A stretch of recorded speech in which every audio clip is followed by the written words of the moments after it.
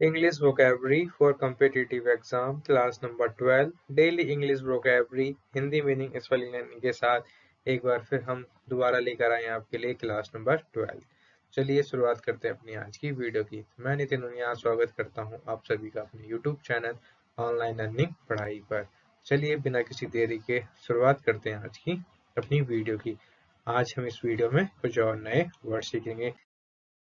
जी, ये हमारी English vocabulary की जो सीरीज चल रही है वो चल रही है बिगिनर्स के लिए चल रही है। जो भी इंग्लिश को सीखना चाहते हैं उनके लिए बहुत ज़्यादा हेल्पफुल होने वाली है। ये जो हमारी सीरीज है किसके लिए है? बिगिनर्स के लिए है। तो आज का हमारी वीडियो का पहला वर्ड है एक्वायर। एक्वायर का मतलब होता है प्राप्त करना। किसी चीज़ को जब आप प्राप्त कर लेते हैं तो आप उसको क्या कर लेते हैं? एक्वायर कर लेते हैं। ठीक है।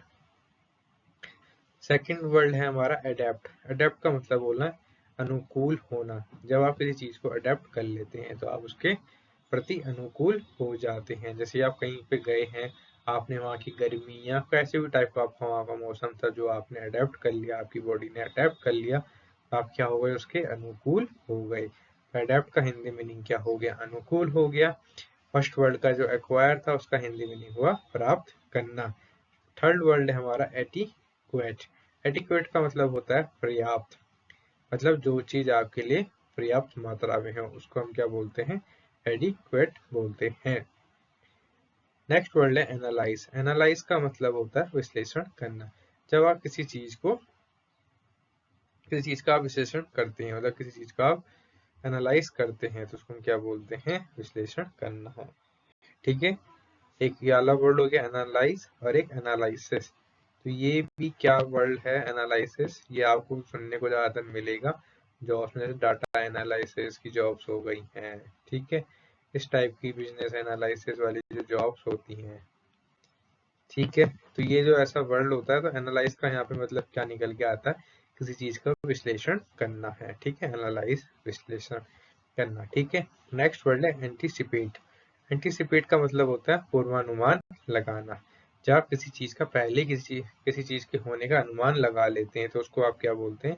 एंटीसिपेट करते हैं। जैसे कि क्रिकेट मैच में आपने कई बार कमेंटेटर के वर्ड मुंह से ये वाले वर्ड सुने होंगे, एंटीसिपेट करना, कि बॉलर ने जो है पहले ही जो है एंटीसिपेट कर दिया था बैट्समैन की मूविंग को देखते हुए।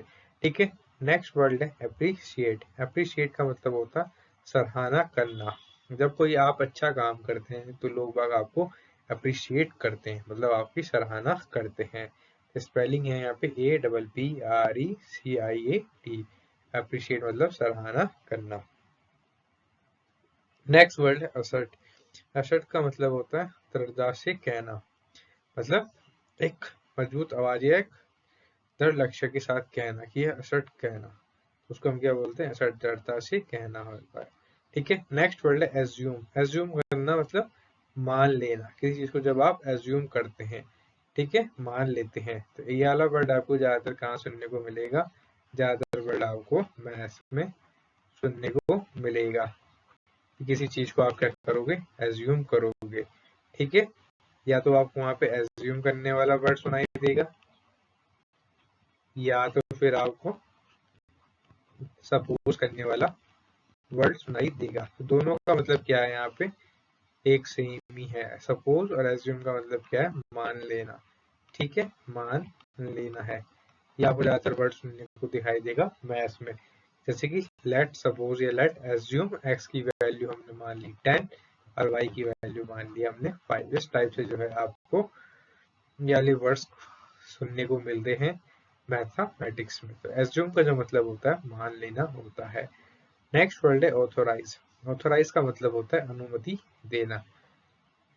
अनुमति देना, ये ज्यादातर आपको वर्ड सुनने को मिलता है ऑथोराइजेशन। मतलब जैसे कि आप किसी बड़े आदमी के पास जब जाते हैं तो उसको पहले क्या होता है? अनुमति लेनी पड़ती है, तो वो फिर आपको अनुमति देते हैं, तो वो ऑथोराइज करते हैं। नेक्स्ट वर्ड है बेनिफिट। बेनिफिट का मतलब होता है लाभ। बेनिफिट का मतलब होता है लाभ।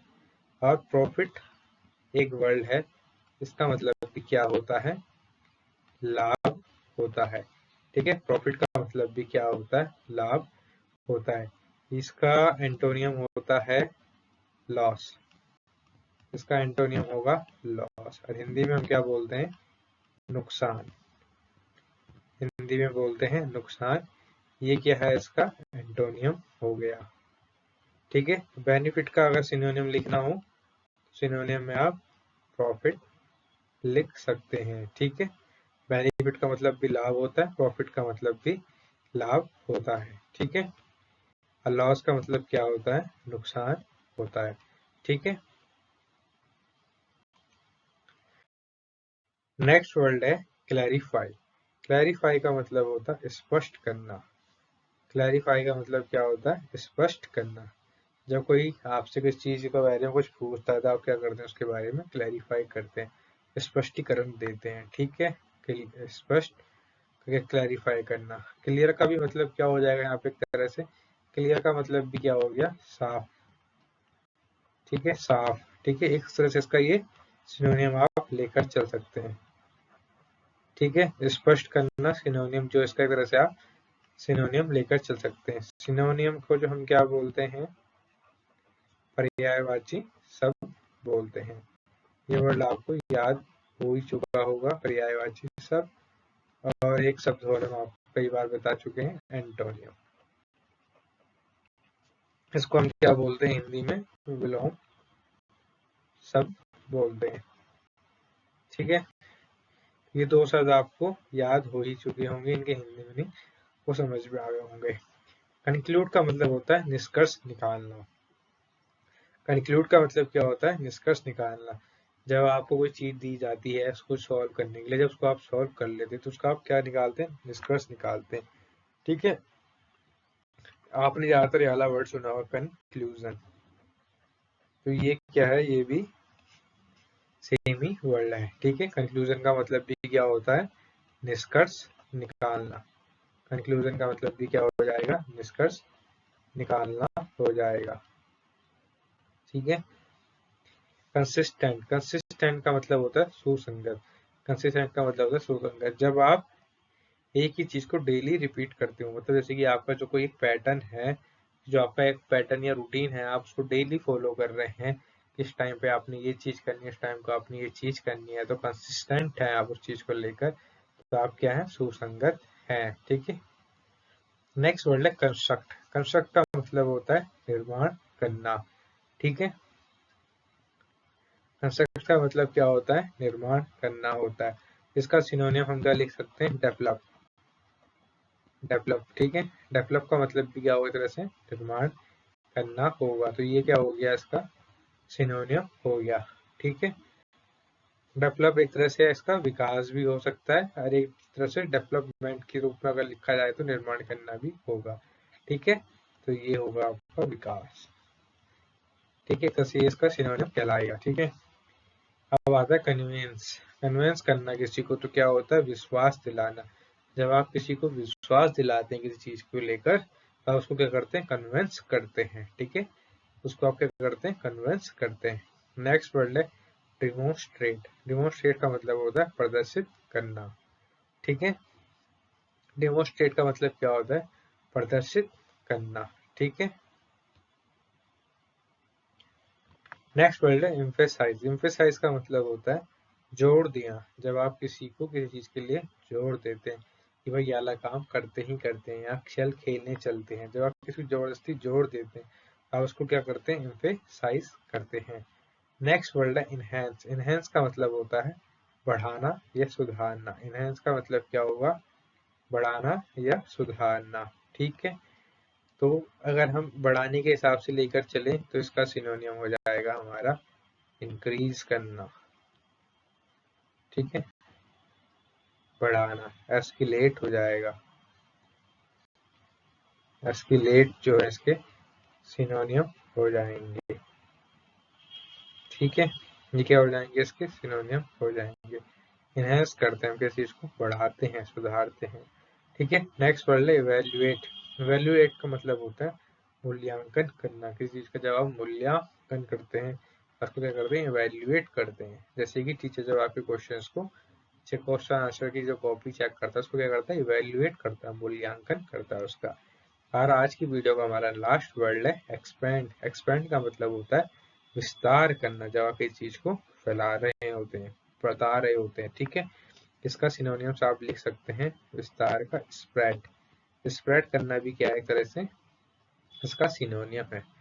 स्प्रेड का मतलब भी क्या होता है, फैलाना होता है, ठीक है, विस्तार तरह से, ठीक है। तो इसका हम क्या लिख सकते हैं, सिनोनिम स्प्रेड लिख सकते हैं। हिंदी मीनिंग ऐसे फैलाना होगा स्प्रेड का, बट अगर इसका सिनोनिम के रूप में देखा जाए तो स्प्रेड का मतलब भी क्या है, फैलाना। और एक्सपेंड भी क्या होता है, विस्तार करना, जब आप किसी चीज को फैला रहे होते हैं, ठीक है, या एक्सपेंड कर रहे होते हैं, तो विस्तार कर रहे होते हैं, तो इस हिसाब से जो इसका सिनोनिम क्या हो जाएगा, स्प्रेड हो जाएगा। तो ये थे आज की कुछ हमारी English vocabulary series for beginners की कुछ और नए वोकैब्स वर्ड्स। उम्मीद करता हूँ आपको वाले वर्ड समझ में आए होंगे, इनकी स्पेलिंग आपको समझ में आई होगी, इनके हिंदी मीनिंग आपको समझ में आए होंगे। कुछ हमने आपको इसमें पर्यायवाची शब्द बताए हैं जिनको इंग्लिश में बोलते हैं सिनोनियम, कुछ के हमने एंटोनियम्स भी बताए हैं। उम्मीद करता हूँ आपको हमारी वाली सीरीज जो है सिनोनियम्स वाली, और इंग्लिश वोकैब्स की जो सीरीज चल रही है हमारी, वो आपको अच्छी लग रही होगी। अगर आपको हमारी वीडियोस और ये वाली सीरीज अगर अच्छी लग रही हैं तो लाइक और शेयर और कमेंट करें हमारी इस वाली वीडियोस पे, ज़्यादा से ज़्यादा शेयर करें अपने दोस्तों के साथ, और बने रहें हमारे यूट्यूब चैनल ऑनलाइन लर्निंग पढ़ाई पर ऐसी और भी कंटेंट के लिए। Thank you.